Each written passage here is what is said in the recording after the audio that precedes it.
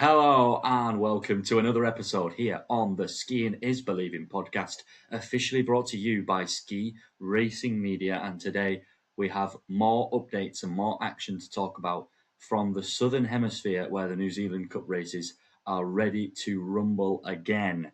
Alan, we have just had a fantastic conversation with Christoph Meissl of Austria, who won the first of the two slalom events in Mt Hutt last week, finished second in the second, and is looking to rip it up in Coronet again. Yeah, and the way he's talking, he's confident that he could make an impression.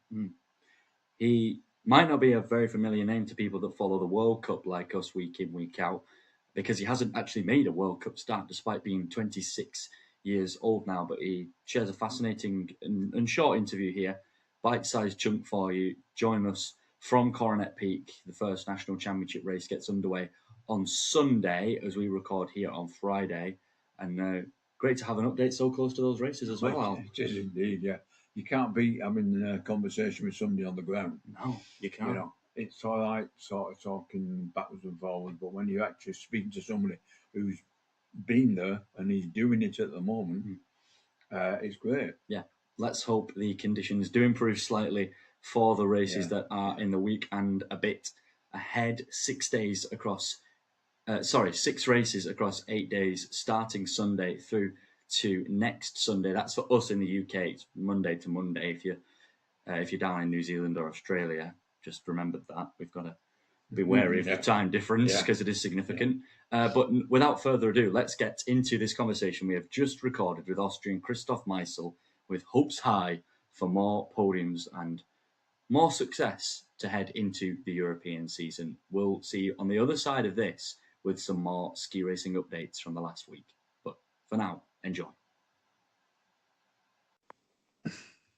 Christoph, welcome to the Skiing is Believing podcast. How are you doing? Hey, nice to meet you. I'm doing fine. It's cool to be live with you guys, or to be on here, and looking forward to it. Yes, very good. Thank you for taking time out of a very busy camp and out of your evening downtime to join us today. But how's it going down there? Obviously, you've had a couple of races to get that race feeling back again. How was that first and foremost? Yeah, it's always cool to be back in New Zealand. It's a good atmosphere for training and racing usually. This year has been challenging so far because the weather situations were like not good for ski racing. They had a lot of snow, which is pretty good for the winter, but challenging for trainings and for ski races. But we could do 3 races already in Mt Hutt, which was pretty cool to start right away with some racing. And went pretty well for me with a win and a second place in slalom. And now we went down to Coronet Peak, to the next stage. And here we are going to do some more trainings and races. Well, how do you rank? Because I would say it's a nice little mini series to be involved in at this time of the year. How do you see it? Is it more training, or is it like a really good feeling to be able to stand on the podium a couple of times last week and maybe even again this? It's for sure a good feeling to start with podiums right away on your first races, but I don't rank it like that high because it's like just the start of the season for everyone. It's always nice to have a good start for sure, but the real work we do usually down here is based on trainings, and we take the races like as well as a training. We try to get a lot of runs in, a lot of skiing, and for sure to give our best in the races. Yeah, after your training, the first time you stood in the start gate, what was your expectations this week, I should say? The expectations were not really high because it was like the first real days on snow. We had some days in the fridge back in Europe, but the first days on real snow, they were here in New Zealand. So we had like 2-3 days of training and then straight into racing. Oh, no. And yeah, for sure, then you're a little bit more nervous because you didn't have the training you usually have. Because usually in winter season, you try to have like at least 30 days of skiing before your first races. Yeah. And yeah, here we only had 2 to 5 days, something like that. Yeah, so to follow that up, Yeah. you said you had no expectations. So how did you feel when you actually was successful and you got onto the top step of the podium? What were your feelings then? Yeah, great feeling for sure. I mean, I was thinking about skiing the most to just show my best skiing, and then the results will come. And yeah, that's what happened. Yeah, good. Yeah. And you're still training away from the Austrian ski team as it is with Yeah. with your dad, right? Yeah. We have a big group. We are a big group down here. We have a great team. So there is like my dad is a coach, and then we have another coach. It's Vasilis. He was a former ski racer for Greece, and yeah, it's good to have those two coaches with us. And also we have good athletes in our team down here. We are pretty mixed up. We have athletes from Australia, Spain, Croatia, US, Armenia, Austria. I hope I don't forget anyone, but we are pretty mixed up team, and yeah, it's fun. Yeah, one Slovakian guy as well. There you go. Yeah. Don't forget. Don't forget Yeah. anyone. And how is that in terms of that complete mix of nationalities? We've seen it work so well for the likes of Team Global. Even yesterday we saw Sam announcing that he's going to be training with the US team again this Yeah. year. What is that recipe for success for independent teams? Yeah, the good thing is you push each other a lot because everybody's trying to get to the next level and make the next step in ski racing. And yeah, I think it's also easier maybe sometimes if it's like more mixed up because you don't take each other any spots, because in skiing you start per nation, and like Austria for example has 8 spots, and if I'm in this team, like I can't take a spot from someone else. And maybe this is also a part of being successful in those teams, and also just the spirit is like we are good friends, and yeah, we try to work hard on the slopes, and we are having a fun time afterwards. And yeah, it's really cool how you can see that everybody makes a improvement and a great step forward. So coming down to Coronet, there's obviously 4 more days of New Zealand Cup racing coming up, Yeah, are you doing national champs as well? I guess, yeah, we're just talking about it, so yeah, we are planning to do those races as well. So that's 6 races over what, 8 days or so. How is it? Yeah. What is the advantage for you guys to go down there and not just to train, but to have that race feeling long before other people who may have, stayed in Europe in the fridge or opted to try and find time on the glacier when it became available? Is there an advantage to that, to go in November and have had 10 races under your Yeah, belt? yeah, for sure. I mean, it's a different season for sure, but yeah, it's for sure an advantage because you get more races in the whole year, and yeah, you have more more days of racing, and you can get used to racing more. But still, when I get back to Europe, you are still nervous when there are first races in Europe because there's still like 3 months in between. So Yeah. yeah, Yeah. it's you start from zero again. Yeah. Yeah. And moving forward into that European season, what do you have in mind in terms of what your season will look like? Is it another one on Europa? Are you going to try and get that World Cup debut in there this season? Is that a reasonable target for yourself?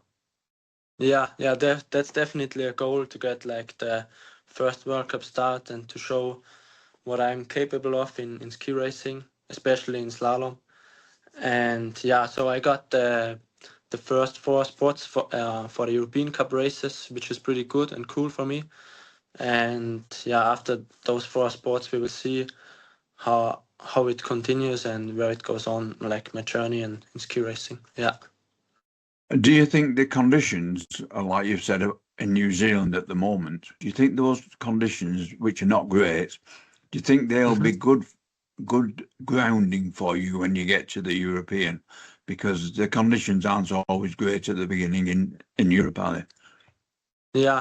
Yeah, that's for sure good. It's also good to train and the slopes are not bad, but if there's more ruts or more grooves and you have higher pips, it's always good to ski fast in those sections as well, because in European Cup or if you get the World Cup start later on, the pip number will be high, and so you have to use what you got there. And yeah, it's for sure good if you also have training in those kind of conditions.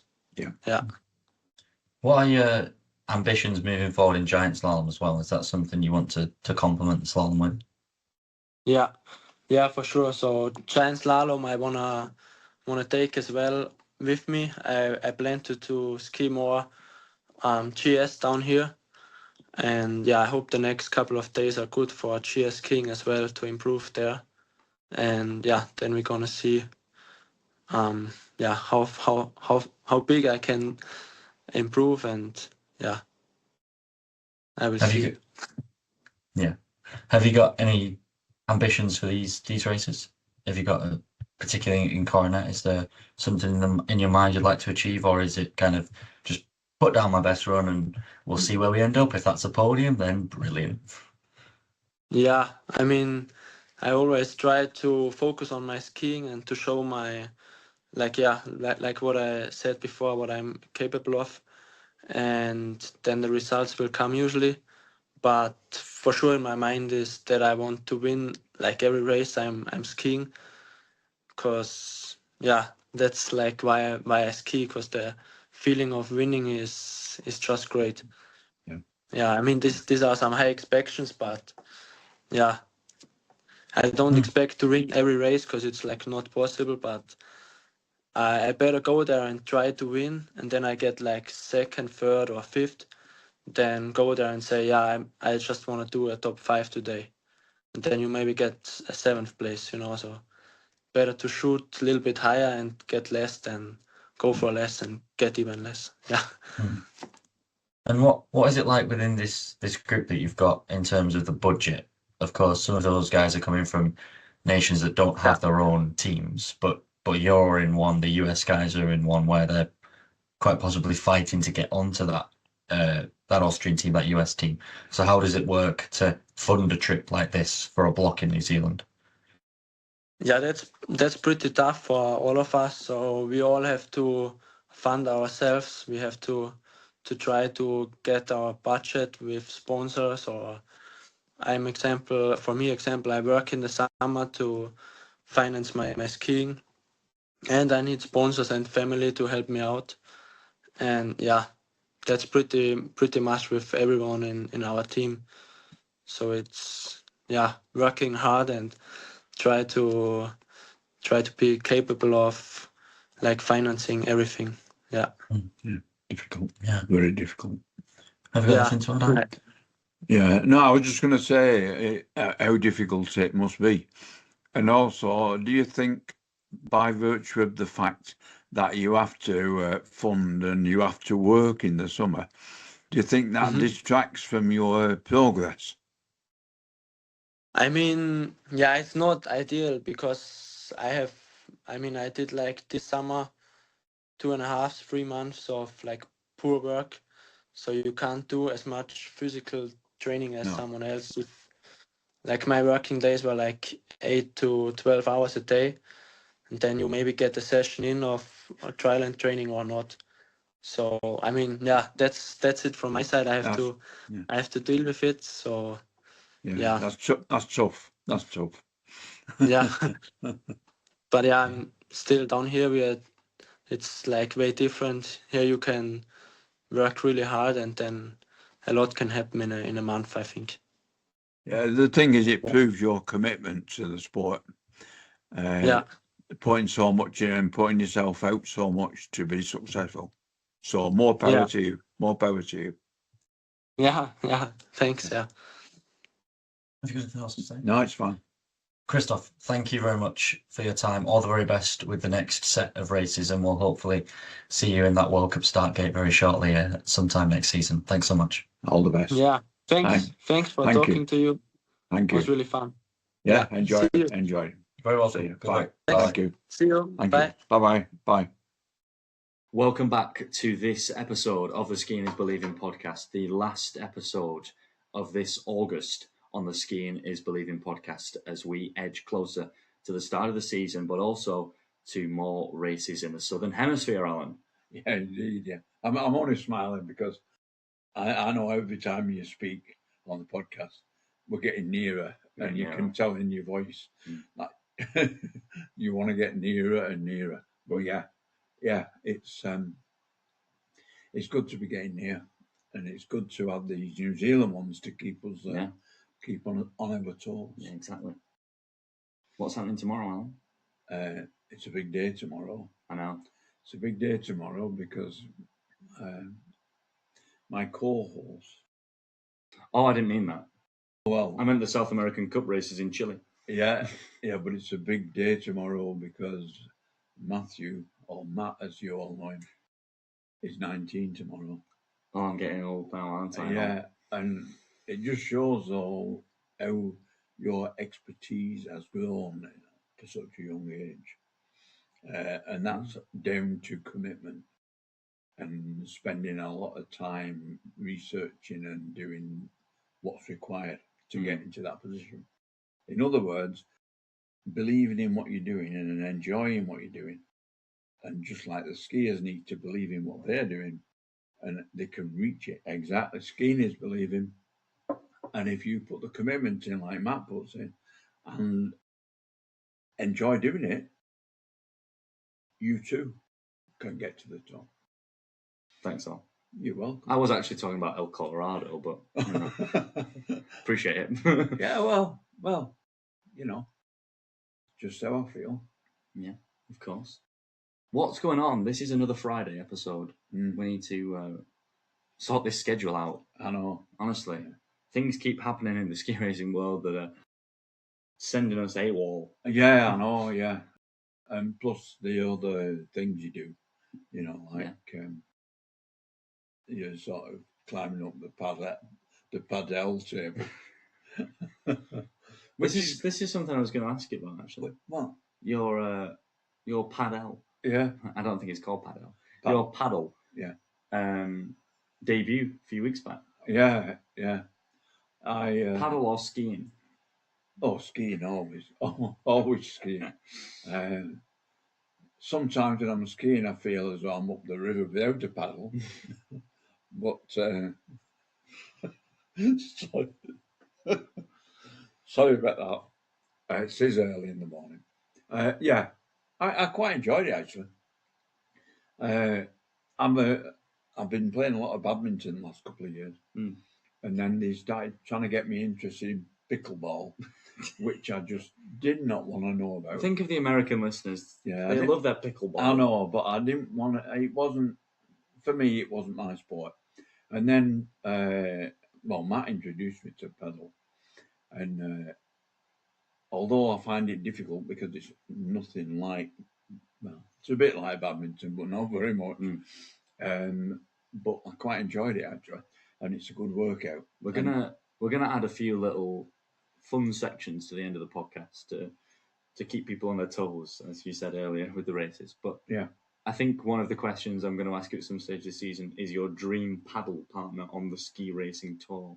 Ooh! So if you can have a quick think now if you want.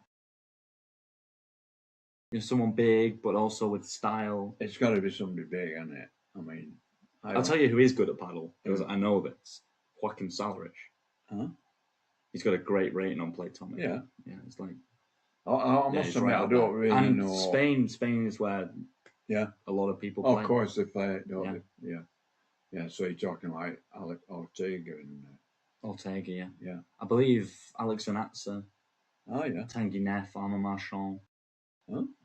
They all pop up because your contacts come up on the app. Yeah. So I'm like, oh, hell, Tanguy Neff's pretty good.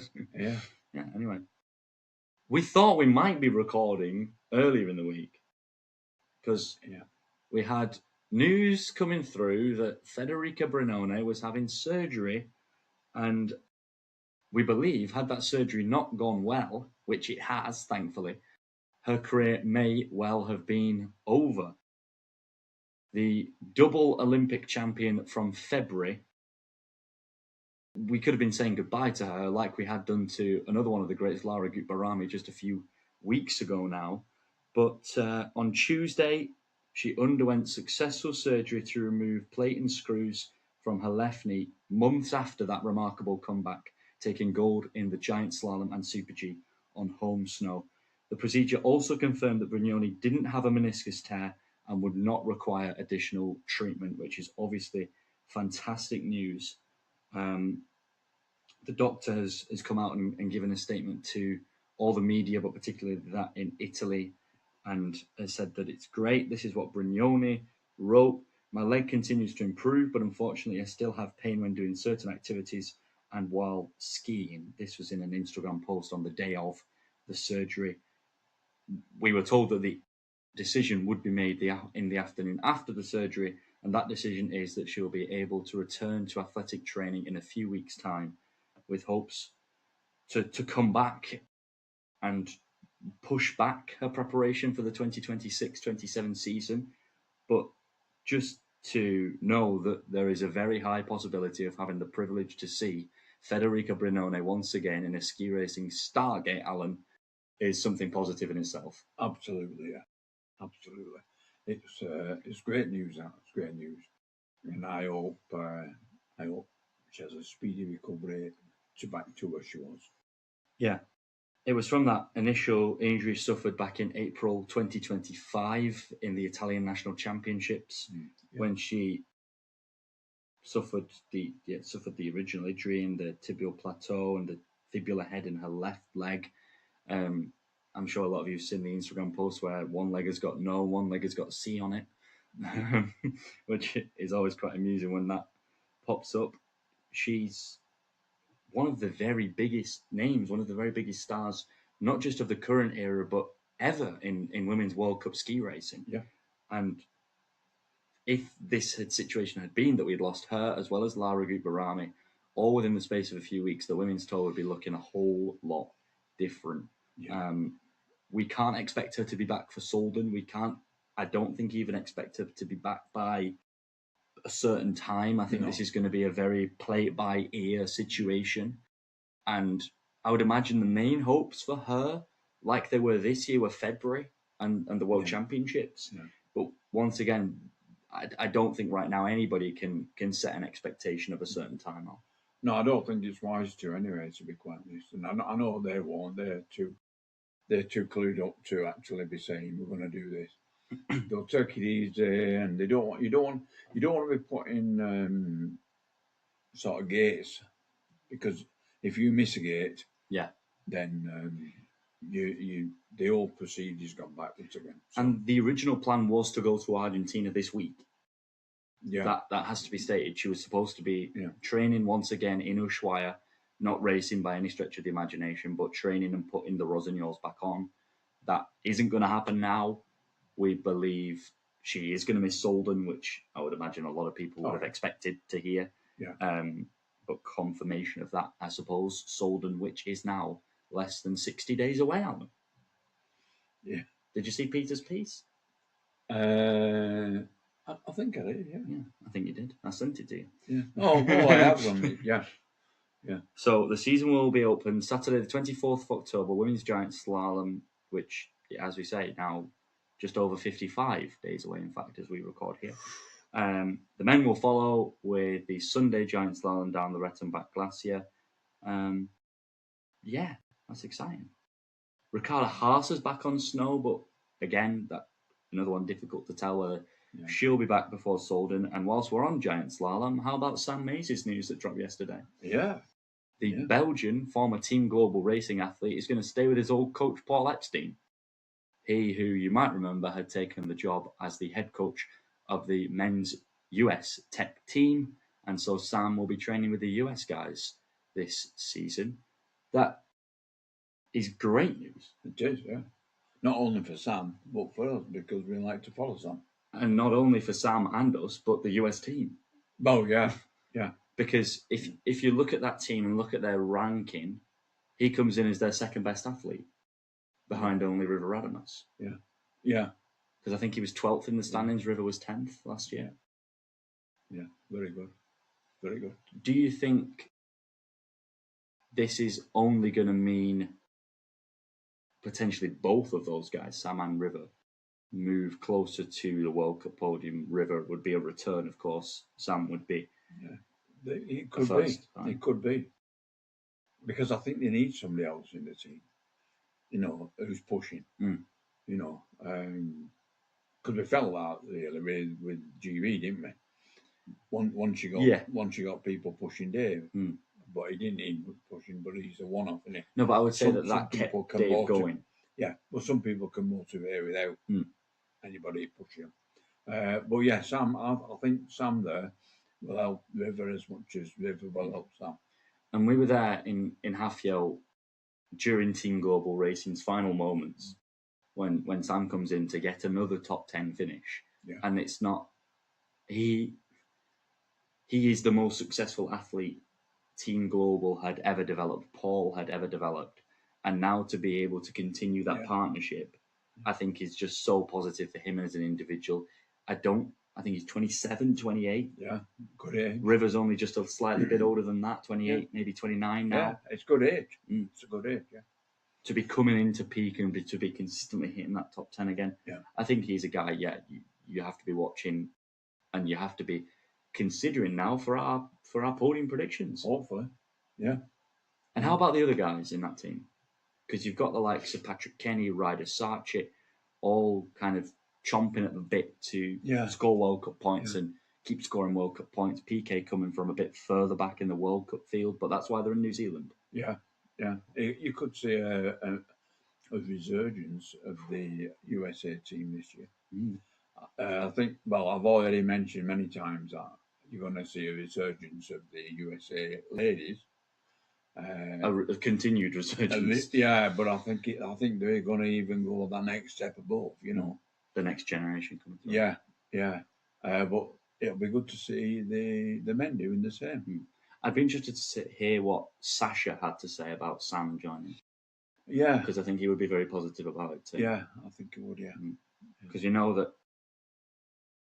part of Sasha joining the team was kind of this restart, clean slate kind of for the men's side particularly, to bring Paul in, to bring Phil McNichol back in as the kind of Alpine director overseeing everything after Mark Tilston's departure. And, you still got the likes of Ben Ritchie on the slalom skis. Yeah.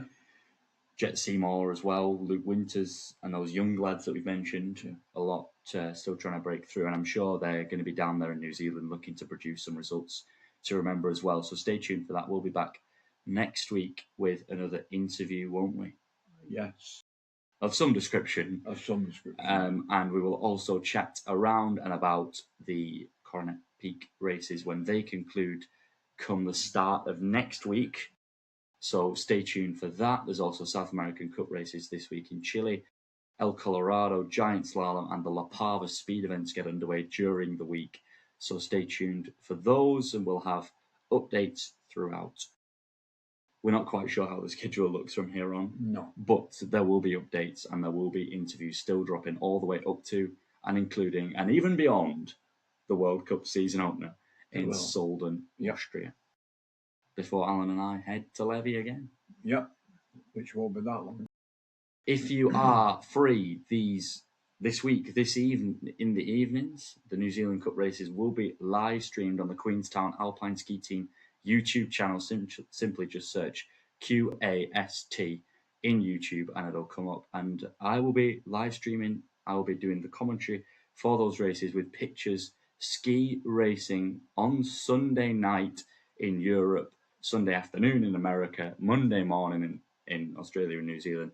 We'll be back on telly, everybody. Alan, will you be tuning in?